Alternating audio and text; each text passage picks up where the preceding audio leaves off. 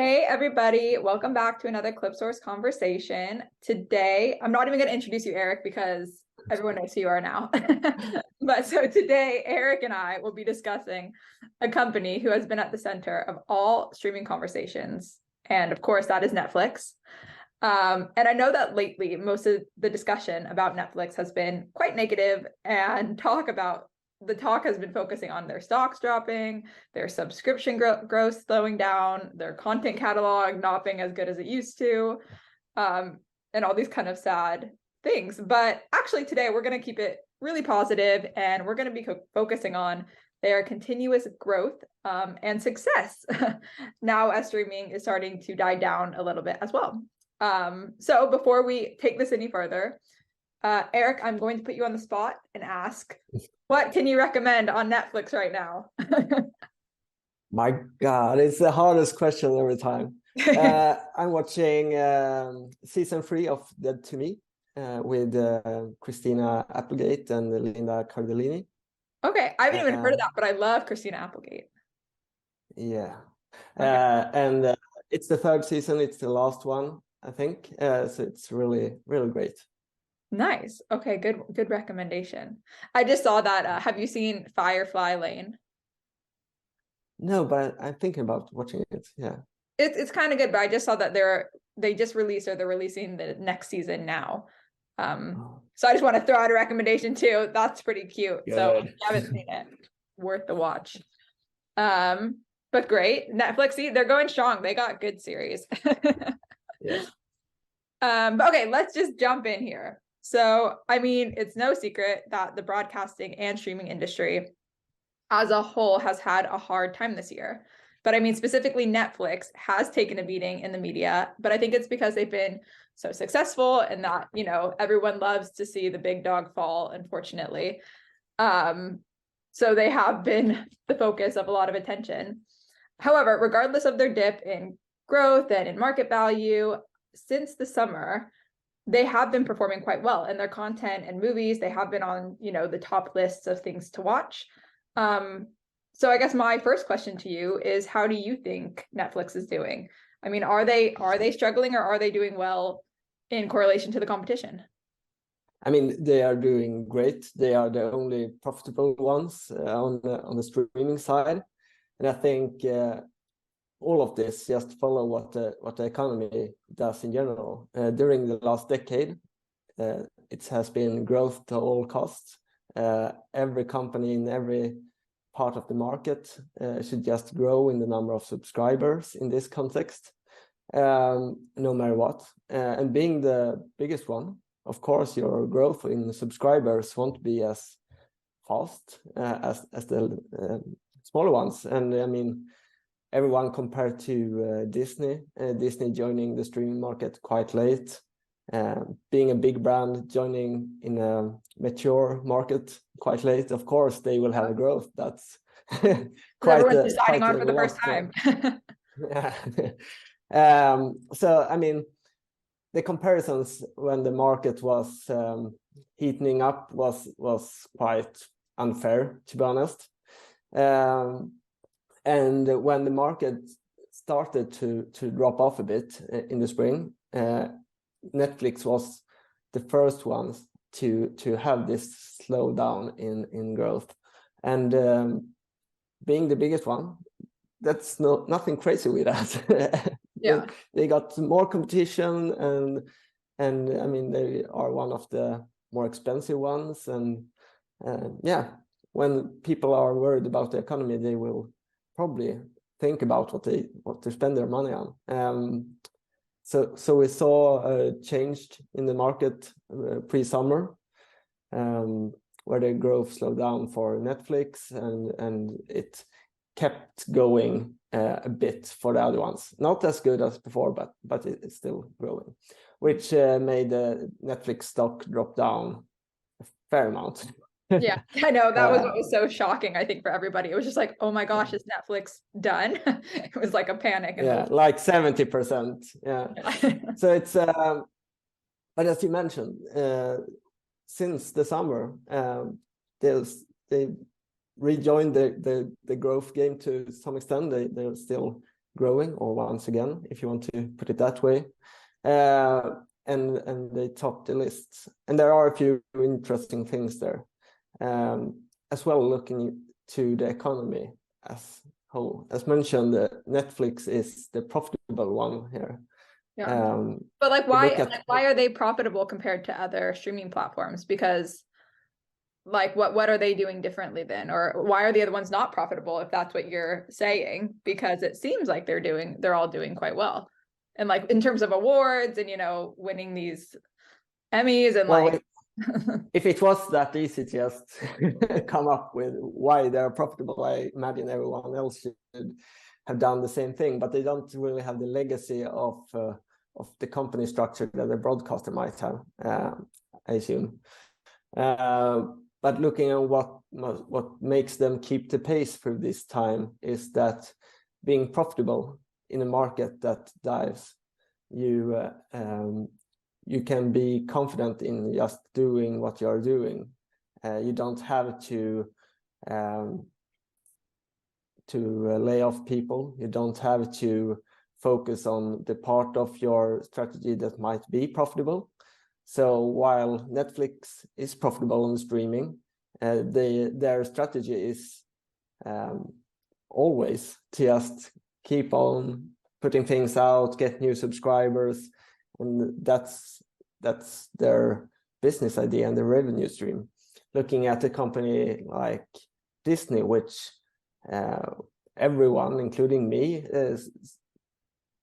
thinks have this great system of having one IP from the video part, and then selling merchandise, parks, recreation, music, and everything else.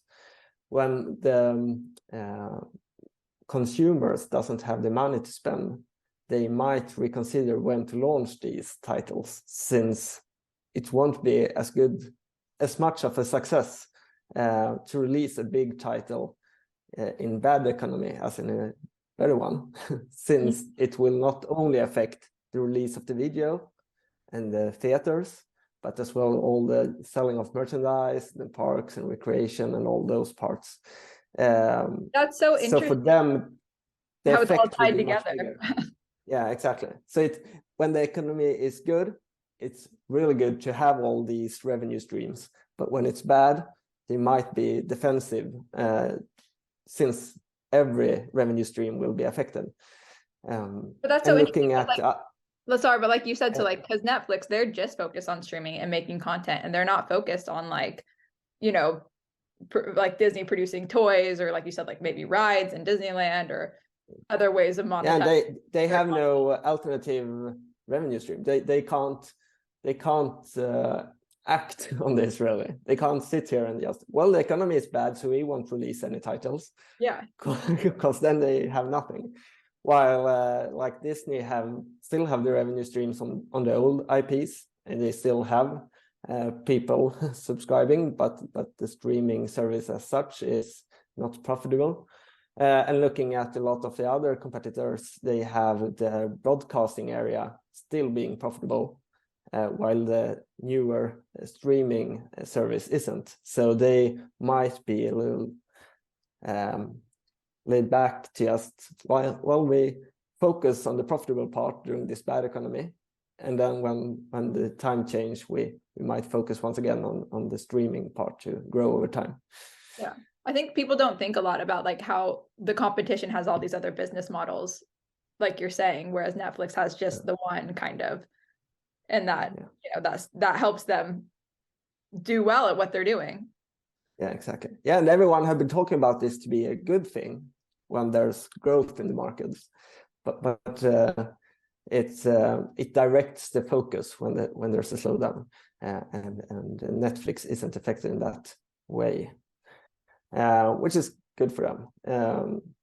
And then, as mentioned, when it comes to the content, since they are pushing out content still, while the other ones might defer the content releases to better economy, they top a lot of lists right now with newer seasons of content as well as the new titles. So I think even though there was quite a long time ago, they was the favorites of journalists, since they prefer the dramas of HBO and Apple and Amazon. Yeah. They looking at the consumer and the consumption of the series, there's a lot of Netflix content in top. Yeah. So yeah.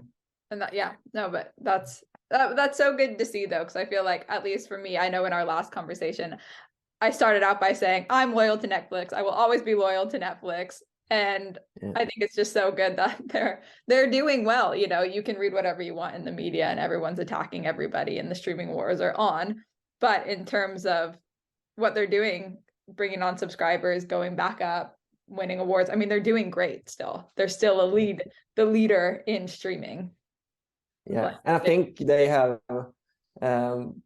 last few years found how to monetize local produced content as well. That they focus on content that can travel in a good way internationally, like they did for Casa de Papel and with Squid Games and all of those things. And now it's the spoken concept of local content for them. They're not interested in local content that works on just the local market. They want to find that local content that travels. And to be a global player on every market, they have that that everyone wants to go with them if they think the content will travel. So yeah, they get a lot of good international content through that, being this global actor. Yeah, it's kind of what Amazon is doing in e-commerce. They get local players though through the simplicity of getting your things to the other markets where Amazon is at. So, yeah. Wait, I don't know if I understand what you mean by that. Repeat again. So what like how does that connect local content to them? Since every producer in every country knows that if I create content and get the relation to Netflix, I have the ability to get my content out through the world and get that reach. If you go to a more local player, you won't have that reach internationally. Like with Amazon. Yeah, you need to actively sell it to other markets. So you need to go with the global players to get that reach. And Netflix have proved to be a good driver for content to reach internationally with these bigger ones like Casa de Papel and Squid Games, as well as quite a lot of French TV series, etc. that travels quite good, and Danish for them here. So yeah, and I mean what we talked about last week too, about like how they keep their content on the platform in every country as well, and then platforms like HBO and stuff, they have very different content per country, per market. Yeah. So then your content doesn't travel, like you said, they have to sell it to multiple people. Whereas with Netflix, that's what you're saying, is that's why people go with them, is because they sell it to them. They make sure that it's spread out everywhere. Yeah, looking a few years back, a TV show like Snabba Cash, the Swedish one, it wouldn't ever be bought for international markets, but now it's a success just by being on Netflix, even though it's in Swedish. Yeah, has that done well internationally? Yeah, it's done very well internationally. I've watched it, but I haven't followed any like stats on it, on how, if any other countries have watched it. Yeah. A few years back, to get a local spoken TV show to travel internationally, that would never happen. It would just be reproduced into American TV show or American movie from that local one. So it's I think it's good for the local production markets as well to get these international players. Yeah, definitely.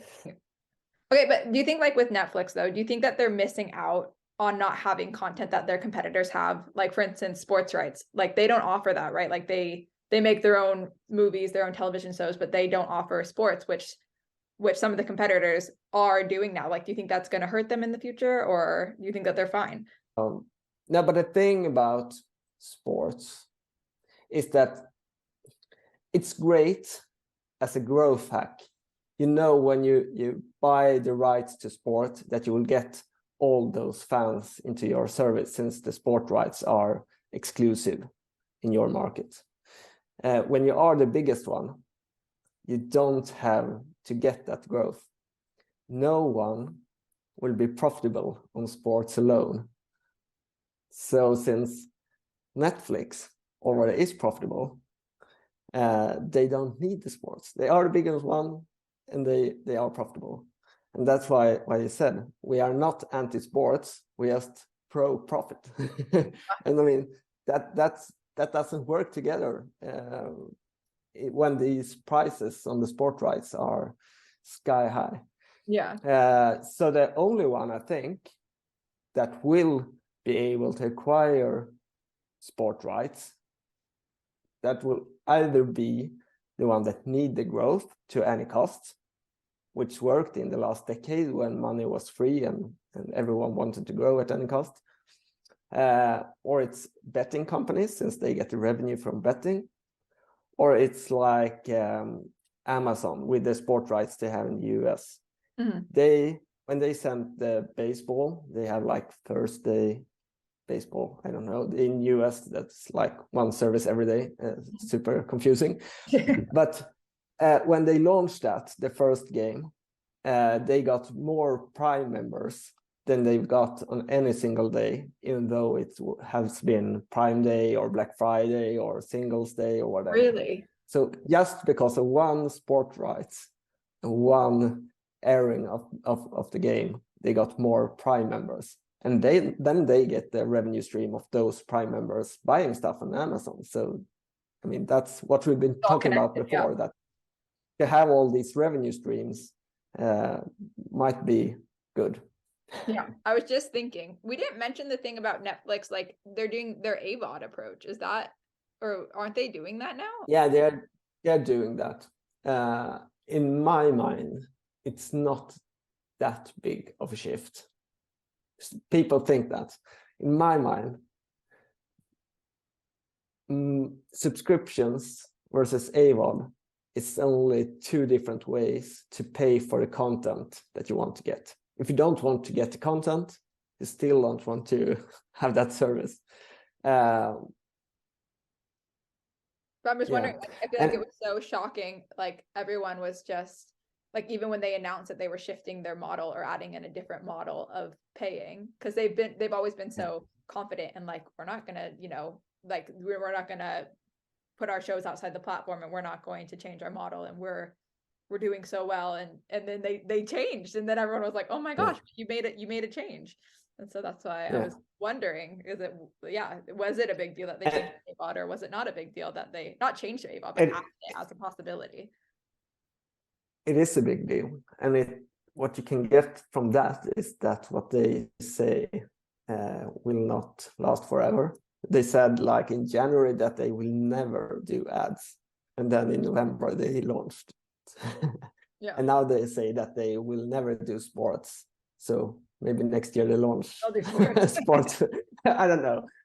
But I think the surprising part, to some extent, with both Disney and Netflix doing it right now, is that AVOD market most often dives when the economy dives, since the advertisers do not want to spend as much money, since the consumer don't have as much money to consume.